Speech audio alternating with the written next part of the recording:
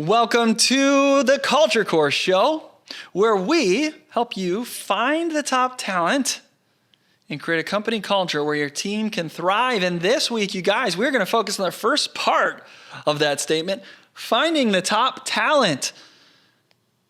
What's a resume screening checklist? Look, you've got a job posting, you're getting some resumes. Well, how do you filter through that? What do you do? What are the things that you've got to make sure you're doing to filter out the ones you don't want, but then also find maybe the diamonds in the rough or find the really great employees that have submitted those resumes? How do you find the people that are going to be a great fit for your culture, that are going to really do well, that are going to be awesome for the long term? Because you know that this hiring process, man, it takes some time and energy out of you, and you're probably not like to have to repeat that over and over again. And we also know that if you fire somebody and you have to rehire somebody, that costs thousands upon thousands of dollars to you.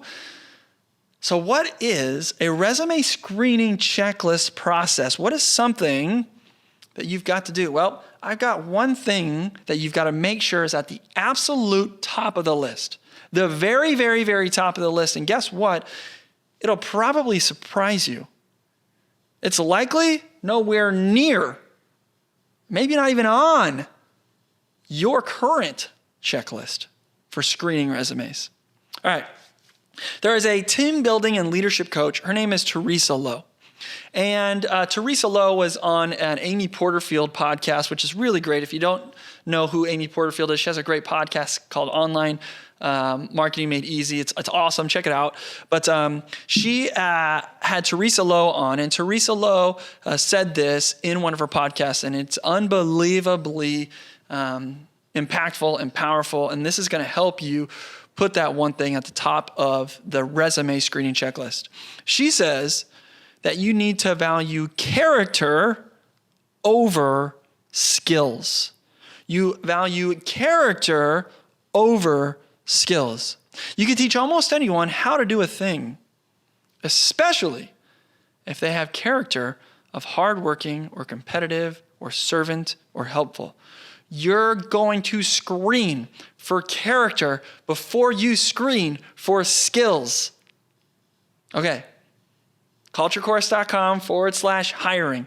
This episode is brought to you by that free resource that you can find at that URL, culturecourse.com/hiring. Sign up today to get a free resource of the hiring framework to find awesome people so that you can have those resumes flood in of really, really great things. And now you have, hey, this checklist of what do I got to do? Well, getting back to the episode, you've got to make sure you're screening for character over skills. Okay, so most of us, what happens, we get these resumes and we're immediately looking, where did they go to school?